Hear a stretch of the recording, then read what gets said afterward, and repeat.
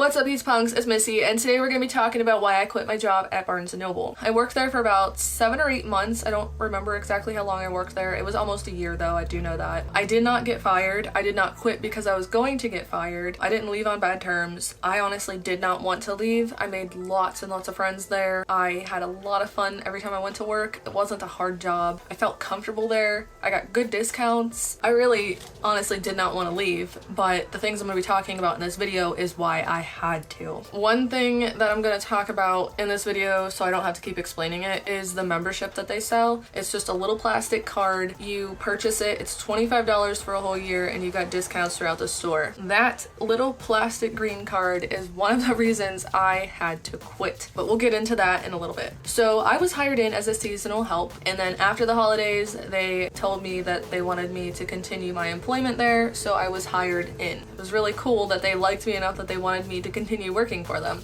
So after the holidays, I did quit my first job at a publishing company in my hometown. Basically only quit there because I was promised to have more hours at the bookstore if I quit my second job. So I quit my job there, and they gave me 4 to 5 days a week, and I was working close to 40 hours every week, which was really nice. I was bringing home good paychecks. I didn't have to worry about paying bills. I was saving up for my apartment. Everything was really good. And then they just started cutting hours. And it started making me mad because instead of just spreading the hours apart to everybody, they cut hours and hired new people. They cut my hours down to where I was working maybe 15 hours a week, and that started causing a lot of financial problems with me. Like, I was worried about paying bills. I was basically just paying bills, didn't have any money for anything else, and it was becoming very stressful. If you can't give us hours, why are you hiring people and giving them hours? So that was one thing that started making me super mad. The other thing is that they started cramming the membership down our throats. They were bribing us to sell them. They were threatening cutting hours or firing you if you didn't sell them. They would put on our little daily schedule sheet, which would tell us our breaks and who was working. If you don't sell at least 1 membership today, you might not have a job tomorrow. Or, hey, if you sell 2 memberships today, I'll give you $20 cash. Selling a membership really wasn't part of our job description unless you were a cashier. If you're not working at the register, it's very close to impossible to sell a membership on the sales floor. If I worked cash register and all of the people that came through my line had a membership, they obviously didn't want to buy another one. I still got yelled at over that because I didn't sell any. How am I selling a membership to somebody that already owns one? So the whole membership thing was just a load of crap. Then they started training me to become a merchandising manager after one of the managers quit. I went through all the training courses, I did all the training I was supposed to do to become one, and then they didn't tell me that I didn't get that position, and they also didn't tell me why. So I was just kind of left in the dark about everything. They ended up giving it to somebody that worked there, I think 2 weeks longer than I did. I'm like, okay, maybe they have a couple little extra things that they learned that I didn't. But that wasn't the part that really made me mad. It was that they told me multiple times that they were going to make me a manager, and then didn't tell me why I didn't get it, and didn't tell me what I was doing wrong.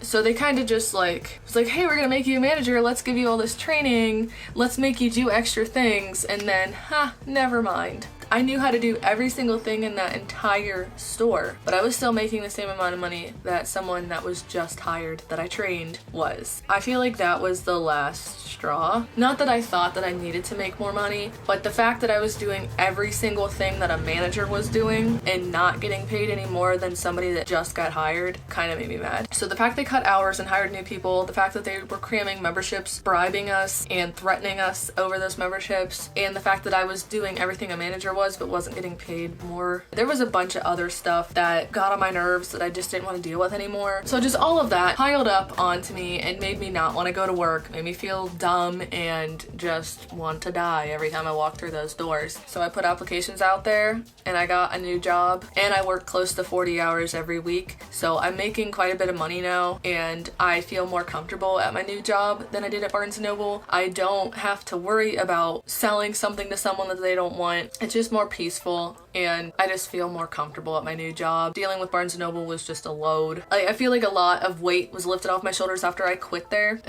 it was just too much stress for me, and that's why I quit. Mainly why I made this video was because a lot of you kept asking me what it was like working there, if it was fun, blah blah blah blah. Yeah, it was fun at first, but then after you're there for a while, they start cramming the memberships down your throat. Maybe this is different at all Barnes & Nobles, but mine, they bribed you and threatened you to sell a piece of plastic to someone that didn't want the dang thing. That's why I quit Barnes & Noble. Would I go back? Maybe. Probably not now, because I make a lot more money than I did at Barnes & Noble, and I have a lot better chance of promotion opportunities here. For your first job, sure. While you're in college, sure. Don't make it a career. There's people that was working there for 30 years and never got a raise whatsoever. So just keep that in mind. It is retail. You're gonna get treated like you do in retail. You're gonna have to deal with things like you do in retail. One more time, it's a retail position. Don't expect it to be a glorified library. It's not. It's just as crap as every other retail position. I don't think I fully recognized that until I quit. Don't let this video discourage you if you do want to work at Barnes & Noble. Like I said, I feel like this might have been something that was just my management. But yeah, that's why I quit. It was just too much bull crap to deal with, and thinking about it now makes me want to roll my eyes into a new dimension. I'm so glad I'm out of there. But okay guys, that was my video. If you have any other questions or want to share your experience working at Barnes & Noble, just go ahead and comment down below. This video, big thumbs up if it helped you in some way or you just enjoyed it. And as always, don't forget to subscribe to join my eternal pizza party and become one of my pizza punks. We upload a video every single week. Yeah.